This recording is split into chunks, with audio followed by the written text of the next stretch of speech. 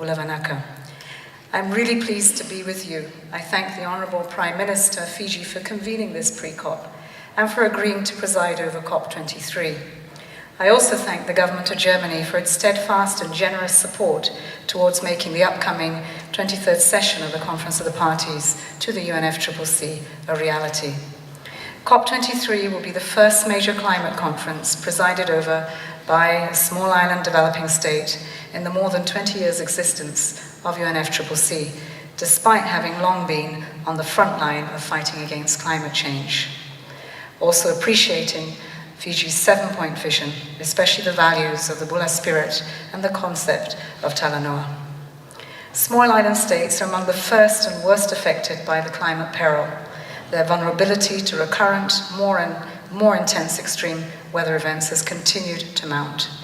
To mention just the worst recent examples, Hurricanes Irma and Maria have brought horrific personal and economic misery to the peoples of the Caribbean, Central America, and the United States.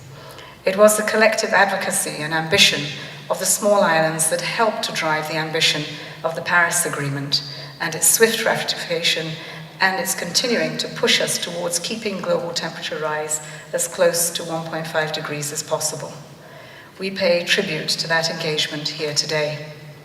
Ladies and gentlemen, extreme weather events show in graphic detail the risks we all face if ambition, action, and commitment are not raised to meet the challenges of climate change. They highlight the urgency of building resilience, investing in adaptation, and bending the emissions curve by 2020.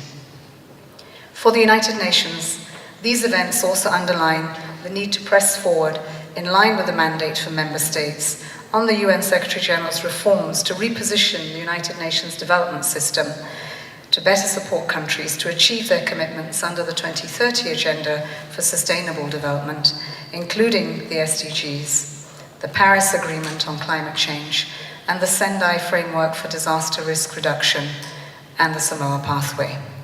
All landmark agreements reached in 2015. Implementation of the three must go together. For governments, climate disasters underscore the need to implement and expand national climate action plans as an integrated component of national development strategies, and to mobilize and better target domestic resources towards climate-resilient development objectives. For richer governments, they emphasize the obligation to provide the financial and technological support that less wealthy countries need to meet their climate goals.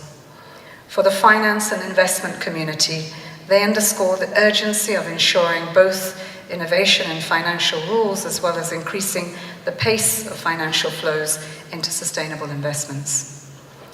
For businesses, cities, states, and regions, extreme weather events are highlighting the imperative to align their plans and actions with the Paris Agreement and the Sustainable Development Goals. Finally, for all citizens, the challenges of climate change and sustainable development compel us all to make better choices and demand greener policies, goods, services, and sustainable lifestyles, which reflect our needs. In short, we need all hands on deck. It is a collective responsibility, and far better coherence between all sectors of society at all levels, internationally, nationally, and at the local level, will be required. Ladies and gentlemen, the Paris Agreement was a remarkable achievement. But to deliver on its full potential and assist governments and societies to go further, faster, together, it needs a complete and simplified set of guidelines that ensure collective responsibility and actions for the achievement of the long-term objectives of the agreement. These guidelines should ensure that the agreement fosters transparency on action and support, on how parties will take stock of the global situation and how mechanism to facilitate the implementation and promote compliance will operate. There should be no doubt that we are entering a new chapter on climate change and climate action, which will be needed to make Paris a reality. We have the agreement, now we need to increase the momentum and raise the ambition. 2020 should mark a turning point in the global economy, especially in our key sectors. The Secretary-General will continue to press member states to bend the emissions curve and scale up efforts to build resilience so that this turning point indeed can be reached and not turned back.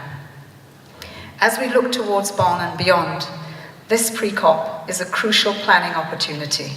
Besides the guidelines, the COP should agree on a package of modalities to convene the facilitative dialogue, aiming at assessing and ramping up ambition.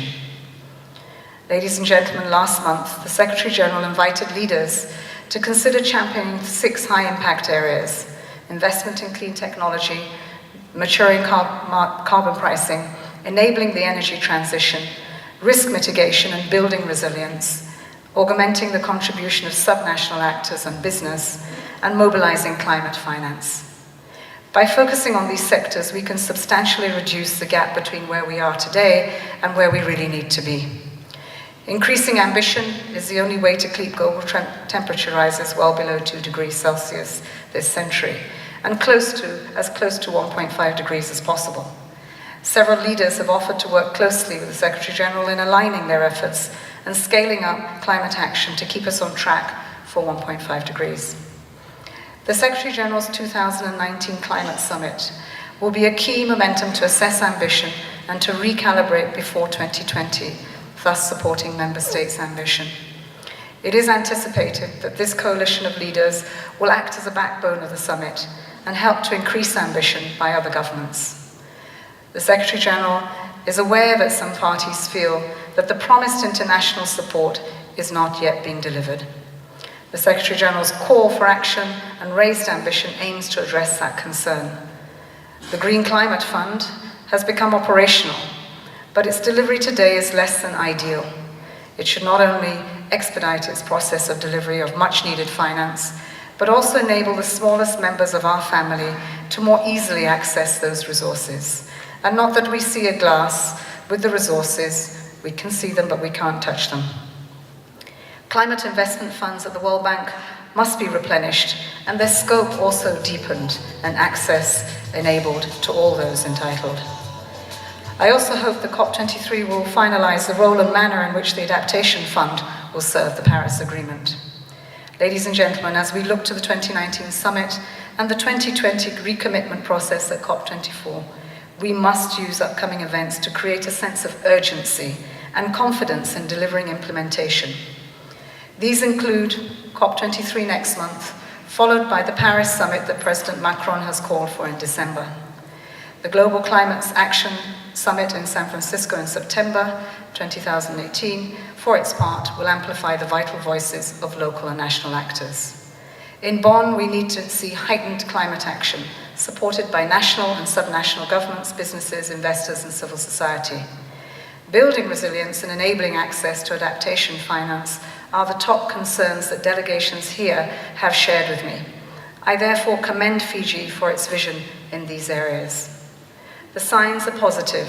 The Paris Agreement is in force, and to date 168 parties have ratified it. The UN process is the backbone of international efforts to encourage and to empower national action. It is triggering spin-off, supported processes for implementation that can fuel the formal process. Momentum is continuing building, but it needs to be so much more.